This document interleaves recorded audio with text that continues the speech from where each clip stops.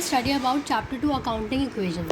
Accounting equation में क्या होता है कि there is one statement called assets is equals to liabilities plus capital.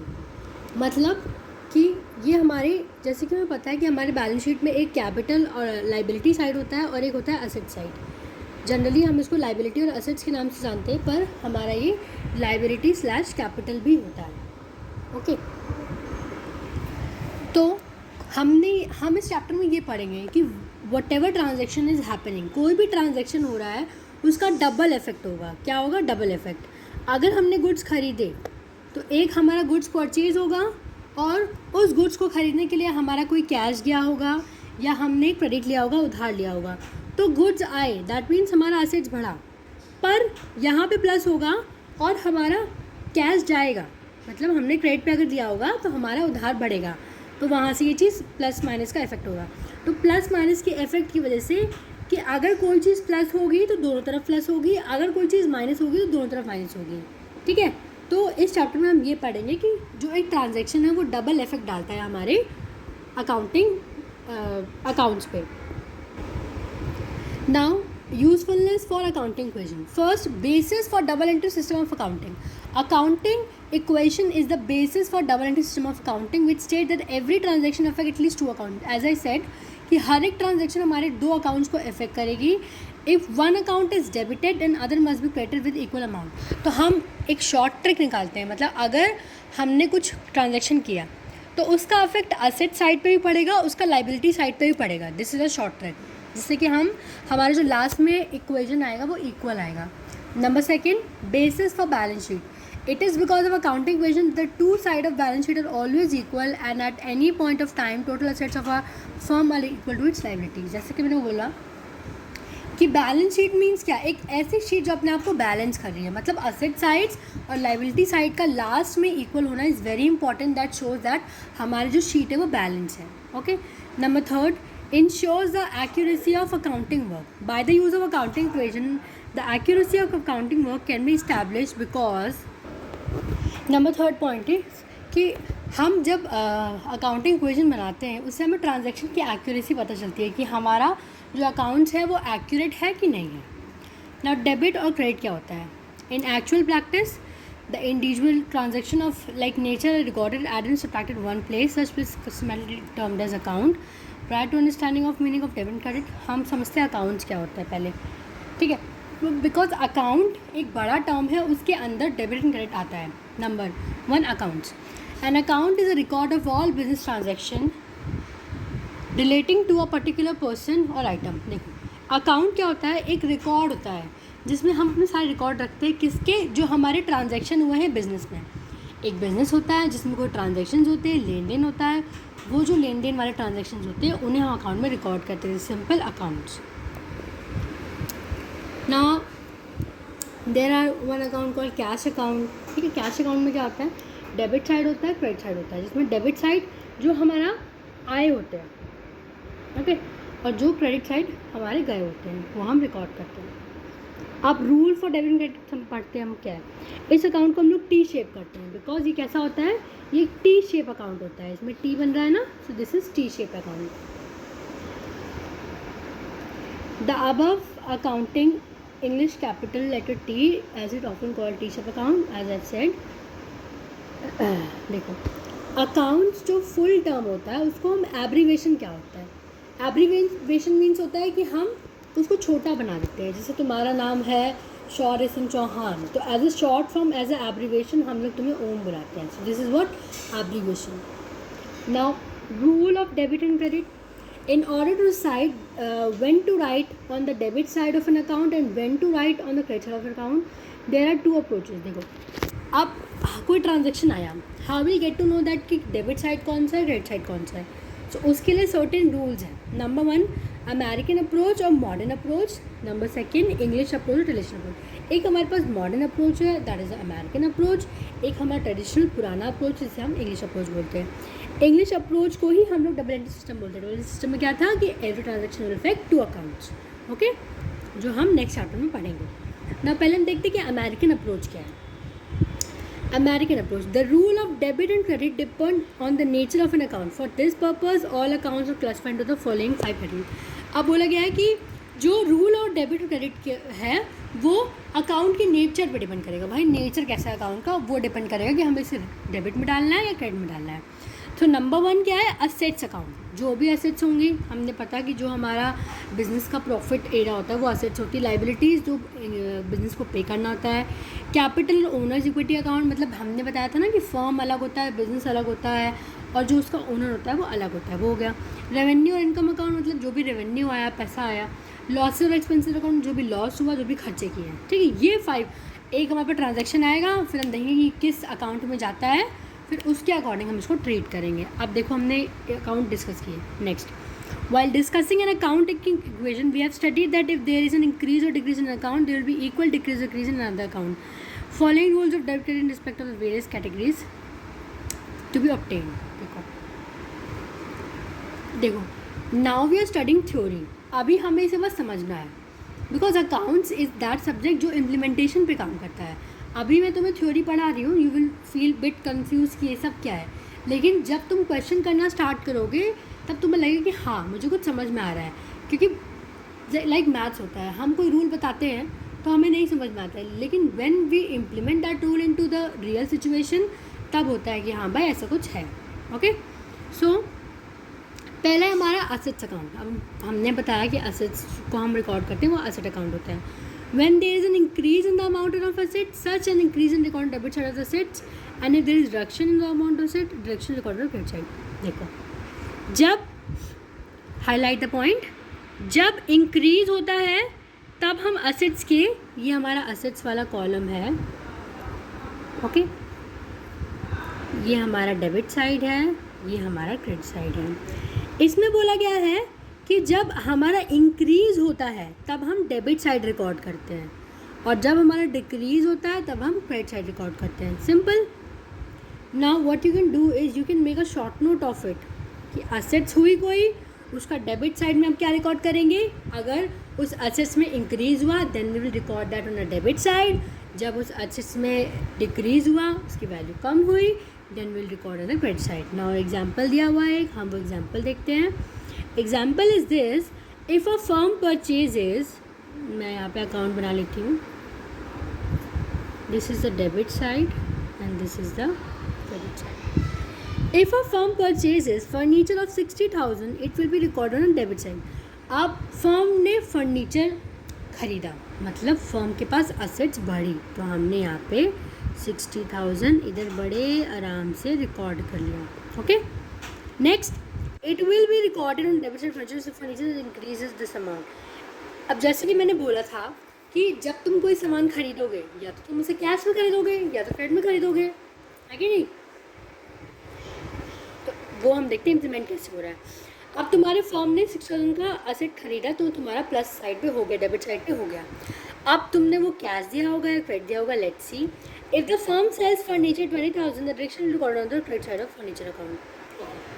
अब इसमें उतना डिस्क्राइब नहीं किया गया कि अगर हमने कैश खरीदा है, क्रेडिट खरीदा, तो मैं तुम्हें डिटेल बताती हूँ. सपोज तुमने 60,000 कैश में खरीदा है, तो अब तुम्हारी कैश क्या होता है, कैश कहाँ पे आता है, कैश आता है एसेट साइड पे.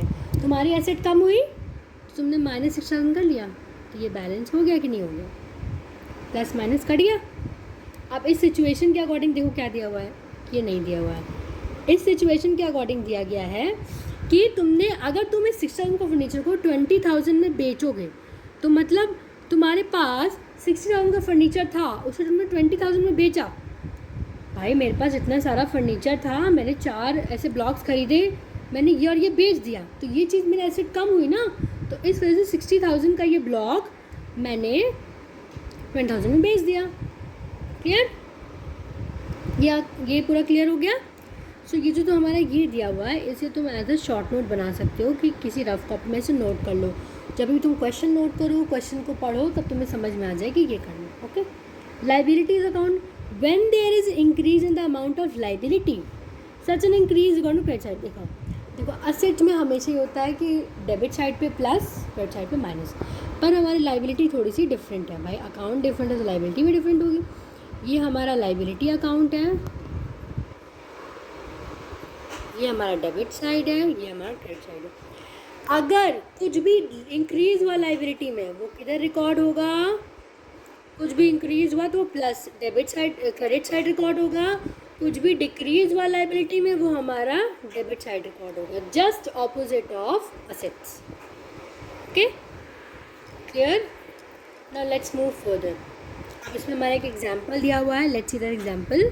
If a firm borrows 50,000 from Govind, the account of Govind will be credited 50,000 in order owing to him when the loan is repaid। देखो पहले हम अकाउंट बनाते हैं, ये हमारा लाइबिलिटी अकाउंट है, ये हमारा डेबिट साइड है, ये हमारा क्रेडिट साइड है। अब हमने ये मैं हूँ, ठीक है, और ये मेरा फ्रेंड गोविंद है, मेरा बिजनेस है, ये मैं हूँ और ये गोविंद है।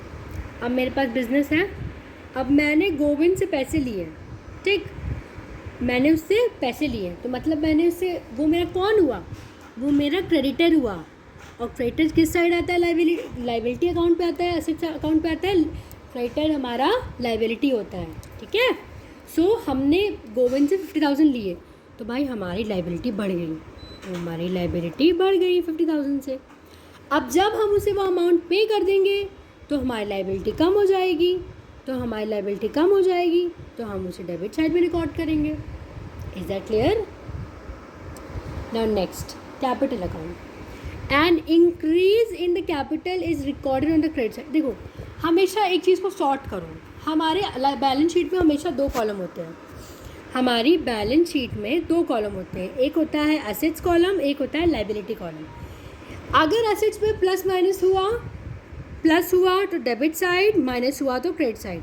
अगर हमारी किसी भी लाइबिलिटी में प्लस हुआ तो वो डेबिट साइड, प्लस हुआ तो वो क्रेडिट साइड, और माइनस हुआ तो वो डेबिट साइड। ये चार्ट बना लो। अब कैपिटल अकाउंट हमारे किस में आता है, लीव दिस, कैपिटल अकाउंट हमारा आता है बैलेंस शीट में, लाइबिलिटी साइड।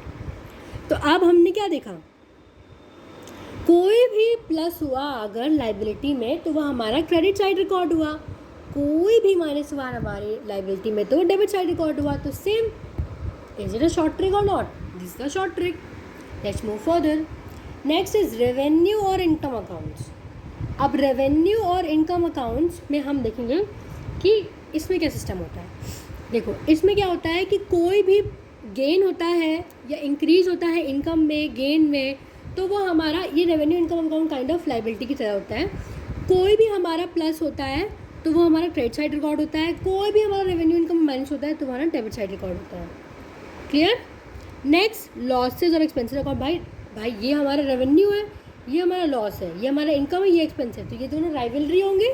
अगर इनकम हमारी क्रेडिट साइड में प्लस हुई और डेबिट साइड में माइनस हुई तो हमारा लॉस और एक्सपेंस हमेशा उल्टा होगा। क्या होगा, डेबिट साइड में प्लस ऐड करेंगे, जितने भी लॉसेज या एक्सपेंसेस में इंक्रीज हुआ वो करेंगे, और अगर हमारे लॉसेज और एक्सपेंसेस कम होंगे तो वो हमारे रिकॉर्ड होंगे हमारे क्रेडिट साइड पे। ओके, अब हम देखेंगे इलस्ट्रेशंस। ओके, ये हमारी समरी दी हुई है कि जो भी असेट्स और एक्सपेंसेस होंगे उनका डेबिट साइड में प्लस रिकॉर्ड होगा, क्रेडिट साइड में माइनस होगा।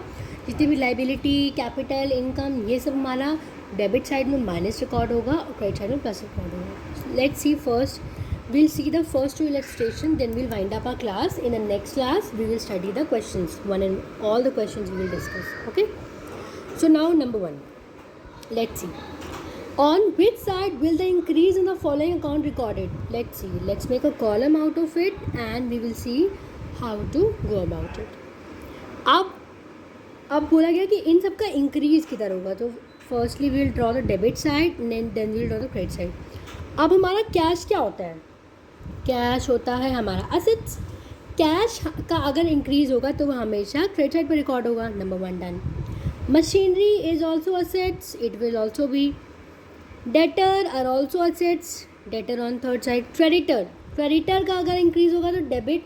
अगर हमारी लाइबिलिटी में इंक्रीज होता है तो हम किधर रिकॉर्ड करते हैं? I think I am going wrong, wait, sorry once again. हमने पढ़ा था कि जो भी हमारा इंक्रीज होता है, let me draw the column once again.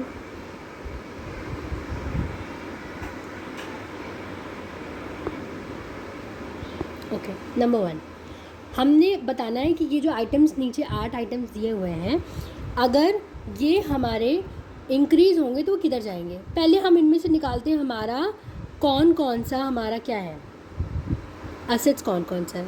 Cash is asset, machinery is asset, debtor is asset and let's see कोई और एसेट है हमारे पास, कोई और एसेट है नहीं, हमारे पास और कोई एसेट्स नहीं है। तो इन सब का इंक्रीज़ जो होगा वो हमारा प्लस साइड जाएगा, डेबिट साइड, क्योंकि हमने पढ़ा था कि जो भी इंक्रीज़ होता है एसेट्स में वो हमेशा डेबिट साइड प्लस साइड जाता है। ओके, जो भी increase debit side.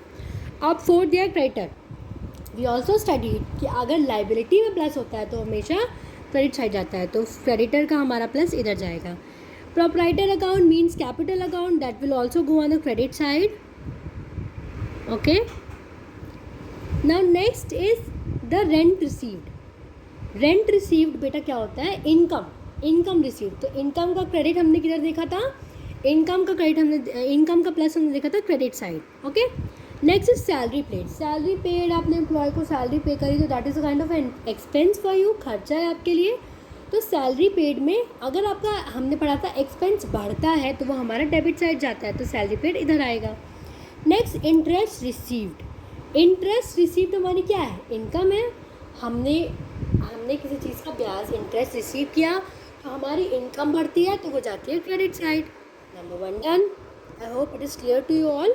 Now will move to the second question. अब हमने बताना है कि ये जो 6 आइटम्स दिए हैं इनका अगर भाई डिक्रीज होगा तो वो किधर जाएगा। Let's see about it. Okay, अब देखिए फर्नीचर हमारा कम हुआ है, हमारी एसेट्स बढ़ रही थी तो हम डेबिट में डाल रहे थे, कम हो रही है तो हम क्रेडिट में डालेंगे। Next is the bank account, bank is assets, वो कम होगा तो credit side. Proprietors account, capital हमारा कम हो रहा है तो हमारा वो डेबिट साइड जाएगा, क्योंकि हम लाइबिलिटीज़ को बढ़ा रहे थे वो हमारा क्रेडिट साइड था, अब घटा रहे थे वो डेबिट साइड जाएगा। ओके, ना fourth is the salary paid. Salary paid हमारा एक्सपेंस है, एक्सपेंस हमारा कम हुआ मीन्स हम क्रेडिट साइड डालेंगे। ओके, सो सैलरी आउटस्टैंडिंग, आउटस्टैंडिंग मीन्स क्या होता है, स्टिल टू पेड। सैलरी अभी हमें देनी है, हमने दी नहीं है सैलरी, अभी सैलरी हमें देनी है, तो हमारा जब वो होता है क्या बोलते हैं बच्चे, आउटस्टैंडिंग इज़ अ लाइबिलिटी। तो सैलरी आउटस्टैंडिंग मीन्स हमारी लाइबिलिटी कम हुई तो हम उसे डेबिट साइड डालेंगे। Okay, next is Subhash a customer. Subhash हमारा एक कस्टमर था, वो हमारा कम हो गया, हमारा एक कस्टमर कम हो गया मतलब हमारी ऐसे कम हो गई तो हम उसे क्रेडिट साइड डालेंगे। Okay, I hope this whole chapter is clear to you. In the tomorrow's class this chapter is mainly about the practical questions. In the tomorrow session we will discuss about the question answers.